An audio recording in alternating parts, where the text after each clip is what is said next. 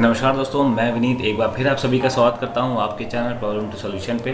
दोस्तों, आज हम इस वीडियो में देखेंगे UPPCL Uttar Pradesh power corporation ने एक नोटिफिकेशन जारी किया है। ये नोटिफिकेशन पोस्ट असिस्टेंट अकाउंटेंट यानी सहायक लेखाकार के लिए है।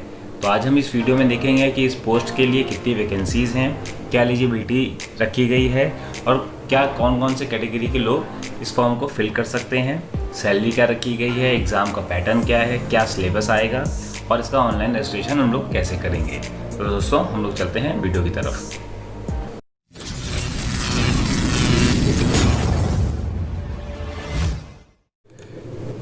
देखते हैं अब ये पावर कॉर्पोरेशन का पोस्ट सहायक लेखाकार यानी असिस्टेंट अकाउंटेंट की वैकेंसी का ये नोटिफिकेशन है।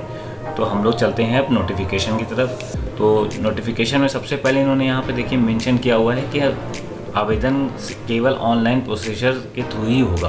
तो मतलब जिसको भी आवेदन करना है वो ऑनलाइन के ही थ्रू अप्लाई कर सकता है और कोई माध्यम नहीं रखा गया है।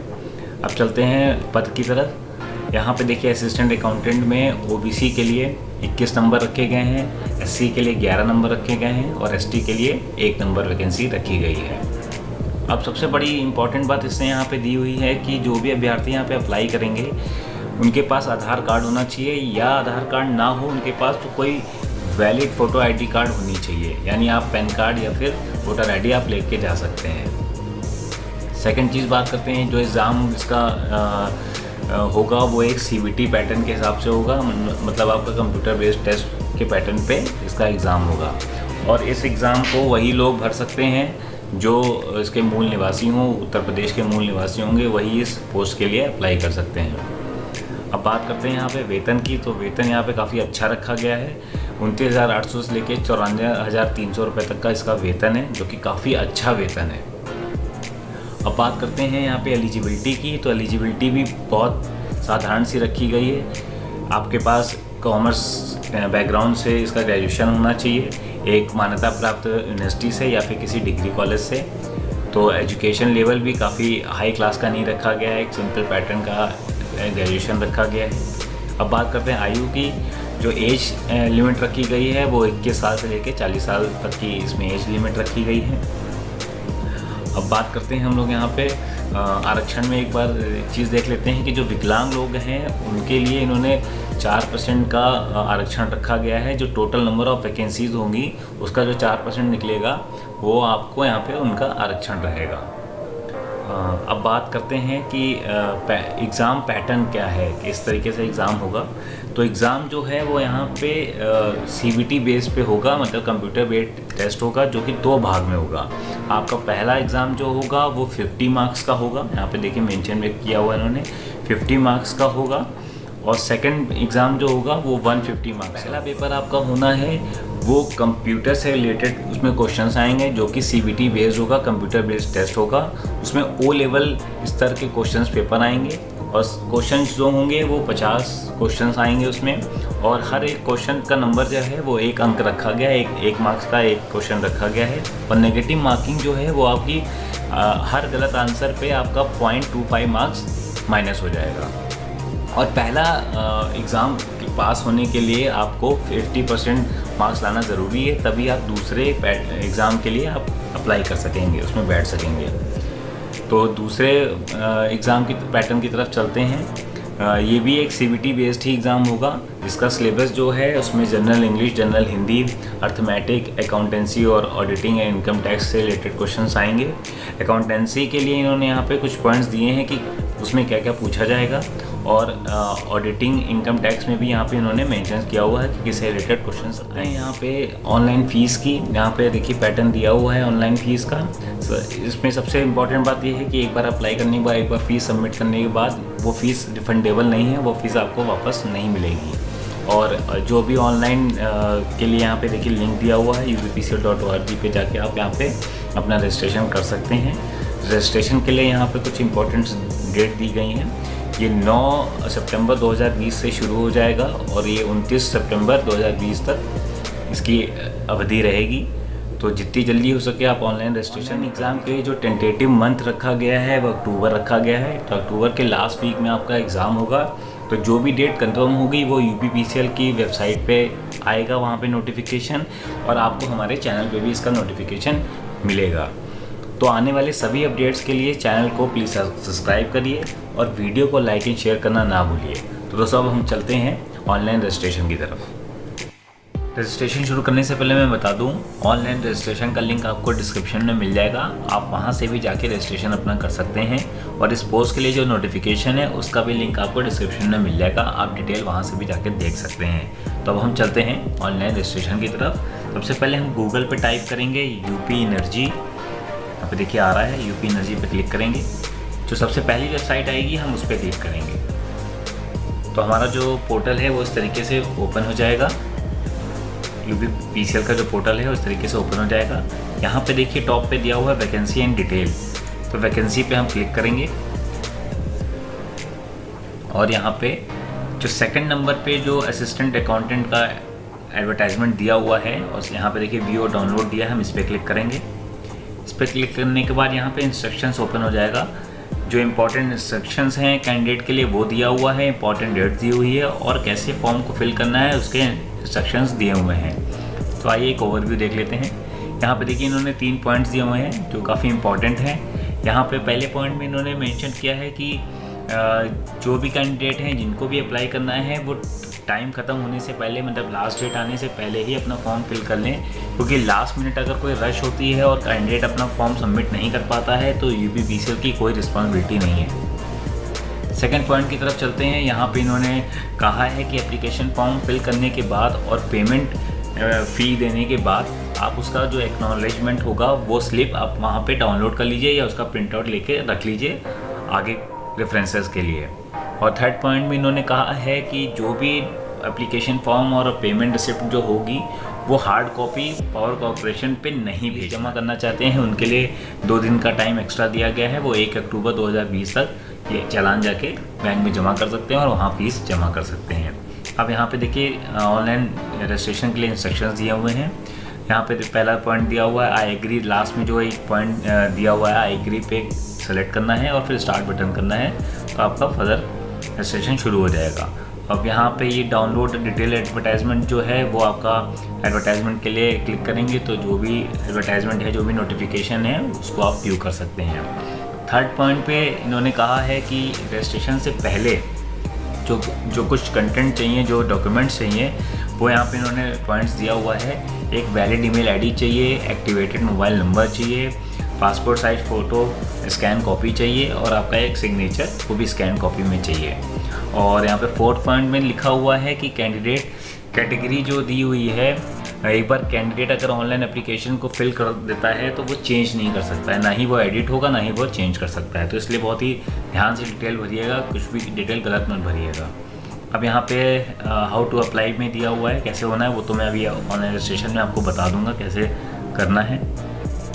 अब यहाँ पे देखिए स्टेप 1 रजिस्ट्रेशन का इंस्ट्रक्शंस दिया हुआ है, जिसमें कैंडिडेट का name, mother name, DOB, mobile number और ईमेल आईडी, ये बेसिक चीज़ें रिक्वायरमेंट लगेंगी स्टेप 1 रजिस्ट्रेशन में। और स्टेप 1 कंप्लीट जब हो जाएगा तो जो भी आपकी मेल आईडी या मोबाइल नंबर जो होगा उस पर यूज़र आईडी और एक पासवर्ड, आपको एक उसका मैसेज या नोटिफिकेशन आएगा जो स्टेप 2 रजिस्ट्रेशन में काम आएगा लॉगिन करने के लिए।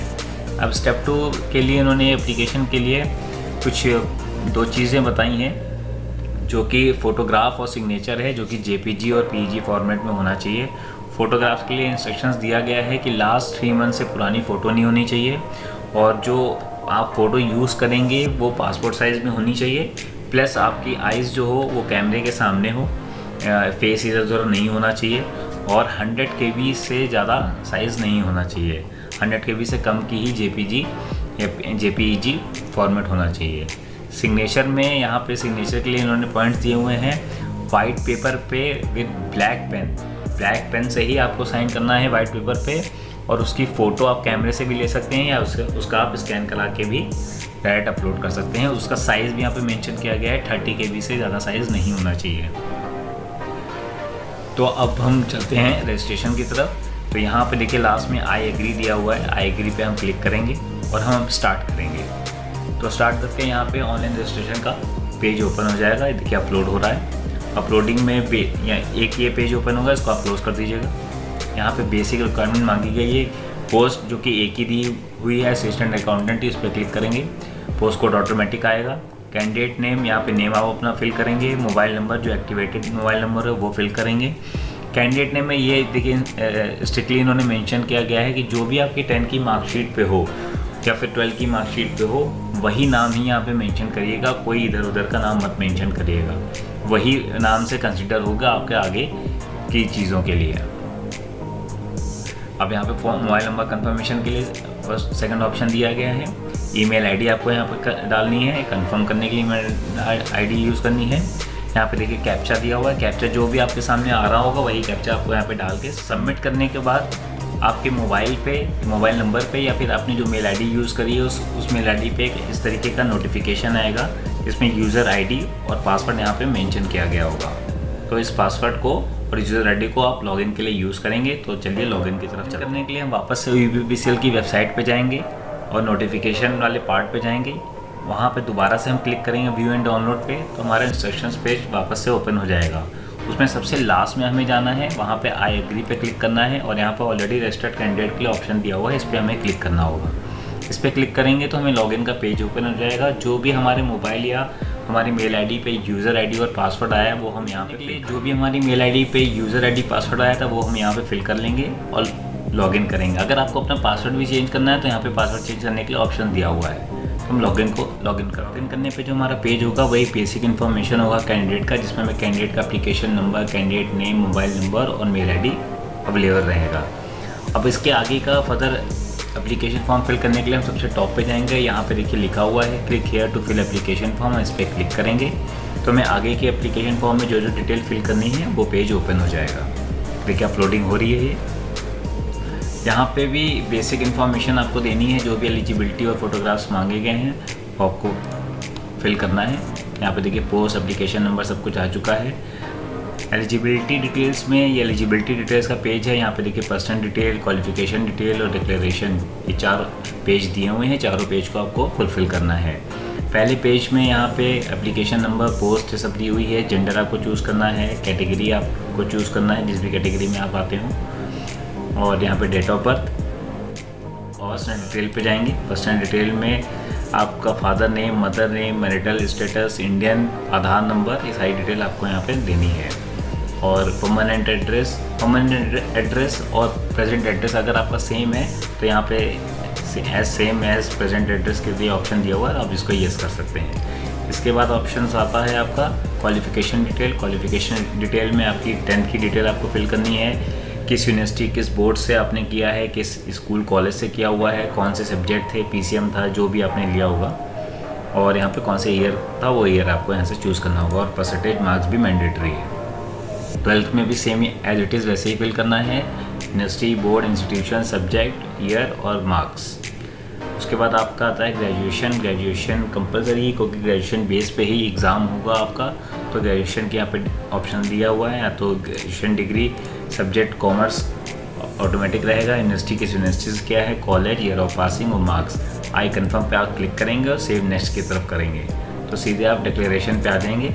डिक्लेरेशन में आपको यहाँ पे पेमेंट मोड दिया हुआ है। पेमेंट मोड आपको क्या करना है, यहाँ पे देखिए पासपोर्ट साइज फ़ोटो, जैसा कि मैंने बताया 3 मंथ्स पुरानी फ़ोटो नहीं होनी चाहिए, 100 KB से साइज़ आपका बड़ा नहीं होना चाहिए, तो आप यहाँ से फ़ोटो अपलोड कर सकते हैं। वैसे ही आप अपना सिग्नेचर भी अपलोड कर सकते हैं। 30 KB से अबव का साइज़ नहीं होना चाहिए। डिक्लेरेशन के लिए यहाँ पे कैप्चा आपको फिल करेंगे और आई एग्री को क्लिक करके आप सबमिट कर देंगे तो आपका फॉर्म सबमिट हो जाएगा। उसके बाद आपका ऑप्शन आएगा फ़ीस सबमिट करने के लिए, तब आप ऑनलाइन फ़ीस जमा करते हैं या SBI के चालान के थ्रू जमा करते हैं तो आप वहाँ जाके कर सकते हैं। तो ये स्टेप 2 का जो रजिस्ट्रेशन का लिंक है ये भी आपको डिस्क्रिप्शन में मिल जाएगा। दोनों ही स्टेप 1 स्टेप 2 का लिंक आपको डिस्क्रिप्शन में मिल जाएगा। नोटिफिकेशन का भी लिंक आपको डिस्क्रिप्शन में मिल जाएगा। तो जितनी जल्दी हो सके आप लोग डॉक्यूमेंट्स अरेंज कर लीजिए और फॉर्म को फिल कर लीजिए। लास्ट मोमेंट के लिए वेट मत करिएगा, क्योंकि पोर्टल अभी भी बीच में कुछ प्रॉब्लम्स कर रहा है। सेकंड स्टेप के लिए रजिस्ट्रेशन के लिए लिंक बार बार प्रॉब्लम क्रिएट कर रहा है, तो आप जितनी जल्दी हो सके अपना रजिस्ट्रेशन इस पर कर लीजिए। तो होपफुली मेरे इस वीडियो से आपको सारी जानकारी मिल गई होगी। बहुत ही आसान शब्दों में मैंने समझाने की कोशिश करी है। तो अगर आपको इस वीडियो से रिलेटेड कोई भी क्वेश्चंस पूछने हो तो आप कमेंट में पूछ सकते हैं। और अगर आपको कोई भी नए टॉपिक पे कोई वीडियो चाहिए हो तो आप वो भी सजेशन दे सकते हैं। तो चैनल के साथ बने रहिए, चैनल को सब्सक्राइब करिए और वीडियो को लाइक शेयर करना ना भूलिए। नमस्कार दोस्तों।